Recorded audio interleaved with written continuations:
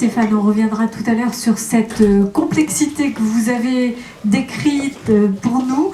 Nous allons poursuivre nos travaux, nos explorations justement sur ce thème des thérapies ciblées avec Claire Rodriguez-Lafras qui va prendre le micro à présent.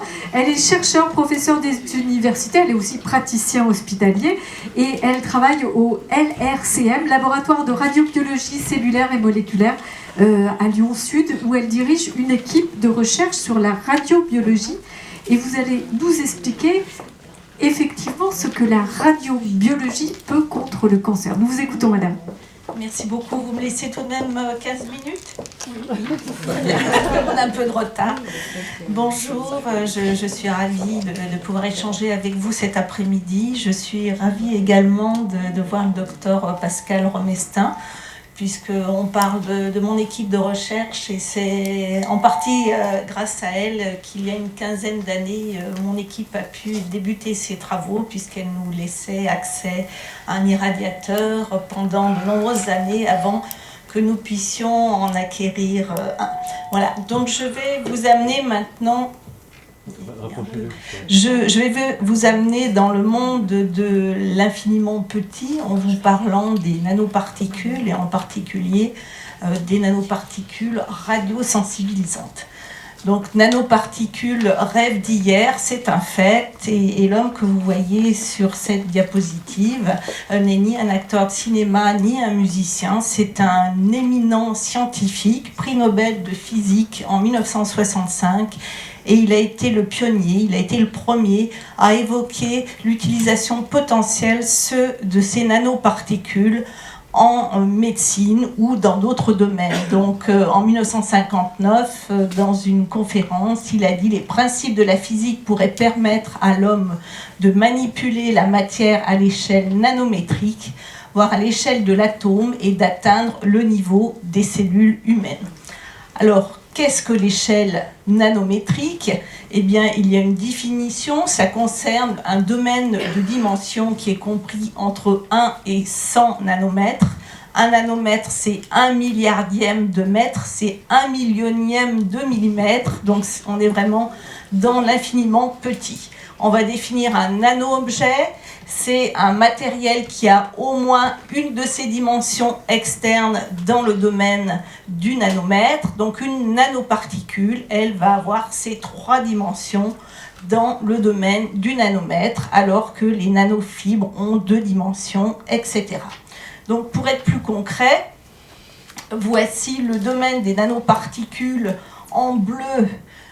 Par rapport à quelques éléments du vivant, vous voyez qu'on est à peu près dans la taille d'une molécule de glucose, d'un anticorps, d'un virus, et qu'on est beaucoup plus petit qu'une bactérie ou qu'une cellule cancéreuse. Pour vous donner une idée, donc le rapport de taille entre la Terre et une orange est à peu près le même qu'entre une orange et une nanoparticule. Donc ces nanoparticules, elles sont assez petites pour rentrer dans les cellules et bien sûr pour entrer dans les cellules cancéreuses qui pourraient être une cible. Alors ces nanoparticules, vous voyez qu'il en existe un certain nombre de catégories qu'on peut utiliser en médecine avec essentiellement 3 types d'applications. À gauche comme vecteur de traitement en chimiothérapie, donc ça va permettre d'encapsuler des molécules qui sont assez toxiques et de pouvoir les cibler vers la cellule tumorale, mais là ça ne sera pas mon propos, et des nanoparticules qui contiennent des éléments métalliques qui sont à droite, qui sont utilisés soit comme agent dit de contraste pour augmenter le contraste en imagerie, soit utilisés comme sensibilisants à la radiothérapie. Alors pourquoi utiliser des sensibilisants à la radiothérapie ? Eh bien vous voyez sur ces 2 courbes, alors j'espère que vous le voyez bien, à gauche la courbe en gris, c'est la réponse des cellules tumorales lorsque l'on augmente la dose de radiothérapie, alors qu'en bleu c'est la réponse des tissus sains. Donc on voit que plus on augmente la dose, plus les deux courbes se rapprochent. Donc on a une toxicité potentielle sur les tissus sains. Donc c'est ce qu'évoquait Behzad. Ce n'est pas l'effet bien sûr qui est recherché. Et donc la fenêtre thérapeutique qui est en gris est assez faible pour avoir un effet sur la tumeur et non pas sur la cellule du tissu sain. Donc le but des radiothérapies innovantes, c'est d'augmenter le différentiel qu'il y a de réponse entre la tumeur et le tissu sain par différentes stratégies, soit par la balistique, et c'est la drone-thérapie par ion carbone qui a été évoquée tout à l'heure, ou en utilisant des traitements dits radiosensibilisants qui sensibilisent à la radiothérapie, qui augmentent l'effet de la radiothérapie au sein de la tumeur, et en particulier donc l'utilisation récente de nanoparticules. Alors comment ça fonctionne? Là on est dans la radiothérapie conventionnelle qui envoie des photons sur les tumeurs. Les tumeurs, comme les milieux biologiques, sont constitués d'un très fort pourcentage de molécules d'eau. Donc on dit qu'elles ont une densité électronique faible, ces molécules d'eau et ces tissus. Et en réponse aux photons, il va y avoir émission d'électrons. Ces électrons vont produire ce qu'on appelle des radicaux libres oxygénés, et c'est le stress oxydant généré qui va conduire à la mort cellulaire. Si on rajoute une nanoparticule qui contient un métal, comme de l'or, comme du fer, comme de l'hafnium, comme du gadolinium, eh bien ces photons vont interagir avec ces molécules métalliques qui ont beaucoup d'électrons autour de leur noyau, donc on dit qu'elles ont une densité électronique forte, et à ce moment-là, il y a émission d'un grand nombre d'électrons, il y a amplification de la réponse, et si on se passe à l'échelle nanoscopique, on voit qu'on a des doses locales secondaires à l'irradiation qui sont 1000 fois plus élevées. Donc on a une amplification locale de l'effet des rayonnements exactement à l'endroit où on le souhaite. Alors, que va-t-on demander à ces nanoparticules dites radiosensibilisantes? Eh bien d'abord, elles doivent être stables et être bien tolérées par l'organisme. Elles doivent être administrées de préférence par voie intraveineuse. On va voir qu'on peut les injecter en intratumoral. Bien sûr, elles doivent être non toxiques en l'absence d'irradiation. Elles doivent avoir une taille assez petite pour leur permettre d'atteindre la tumeur et d'être éliminées facilement par voie rénale. Mais elles ne doivent pas être trop grosses, ça je vais insister là-dessus, parce que sinon elles sont stockées par ce qu'on appelle le SRE, système réticulo-endothélial, donc qui est composé d'éléments mobiles, les macrophages, c'est un nom que vous connaissez peut-être, qui sont les cellules qui viennent manger tout ce qui est extérieur à l'organisme, ou par certaines cellules fixes de ce SRE qui sont dans le foie, dans la rate ou dans d'autres organes. Enfin, donc, bien sûr, elles doivent s'accumuler au sein de la tumeur et y résider suffisamment longtemps pour pouvoir interagir avec le traitement par rayonnement. Et ça, c'est l'effet EPR que je vais expliquer tout de suite maintenant. Alors, à gauche, vous avez un vaisseau sanguin normal. Vous voyez qu'il est composé de cellules endothéliales en rose qui sont jointives et que les petites nanoparticules ici ne peuvent pas passer de l'autre côté du vaisseau et atteindre les tissus normaux. Dans les cellules cancéreuses, on a cet effet EPR, c'est-à-dire de perméabilité et rétention tissulaire, qui est lié au fait que les cellules cancéreuses, enfin les cellules des vaisseaux qui alimentent les tumeurs, plus exactement, ne sont pas jointives. Il y a plusieurs centaines de nanomètres entre chaque cellule et cela va permettre aux nanoparticules de taille nanométrique de pouvoir passer à travers ces cellules et d'atteindre les cellules cancéreuses. Donc soit par ciblage passif, elles y vont passivement, soit on a greffé des molécules sur ces nanoparticules et donc elles vont aller rejoindre les cellules cancéreuses et en plus se fixer spécifiquement sur des cibles. On peut même activer, c'est ce qu'on va faire avec l'irradiation, c'est-à-dire qu'on va amplifier l'effet des nanoparticules en associant la radiothérapie. Donc on arrive à la synthèse de nanoparticules qu'on appelle multifonctionnelles, donc qui peuvent être utilisées en thérapie, qui vont s'accumuler spécifiquement dans la tumeur et sur lesquelles on peut même greffer d'autres molécules qui vont permettre de les visualiser, soit en fluorescence, soit en imagerie, en radiologie par une IRM. Alors quelles sont les nanoparticules utilisées actuellement ou testées dans un but thérapeutique? Il y en a essentiellement, principalement, 3 types. Les premières à avoir été développées sont des nanoparticules d'or. Alors l'or a un numéro atomique de 29, ça veut dire qu'il y a 29 électrons autour du noyau qui vont permettre d'amplifier le signal de la radiothérapie. C'est un matériel qui est biocompatible et les premiers essais qui ont été montrés, les premiers effets dits radiosensibilisants, ont été montrés avec ces nanoparticules d'or par l'équipe de Heinfeld qui a travaillé sur un modèle de tumeur mammaire de souris. Et on voit sur ce schéma que par rapport aux animaux qui n'ont pas eu de traitement, c'est la croissance tumorale. Par rapport à ceux qui ont eu uniquement la radiothérapie, le fait d'associer ces nanoparticules d'or avec l'irradiation a un effet très bénéfique sur la croissance tumorale. Alors, il utilisait une concentration de 10 microgrammes d'or par gramme de poids de souris. Si on fait le calcul, ça correspond à peu près à 1 gramme d'or administré chez l'homme, ce qui est compatible avec une absence de toxicité et également avec un coût raisonnable. Alors, à partir de ces travaux qui ont fait grand bruit dans la communauté scientifique, ont été développés un grand nombre de nanoparticules d'or.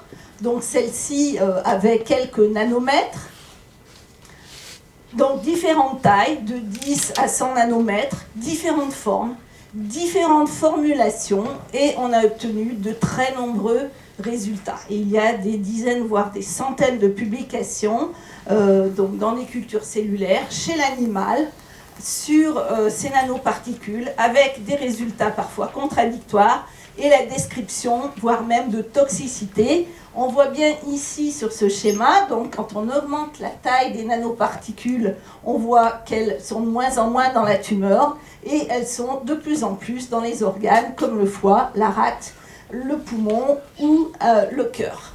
Donc à partir de là, il n'y a pas de consensus actuel sur l'utilisation de ces nanoparticules en clinique, il n'y a pas de formulation qui a pu être retenue. Et pour l'instant, malgré que ce soit les premières à avoir été développées, il n'y a pas d'études cliniques en cours.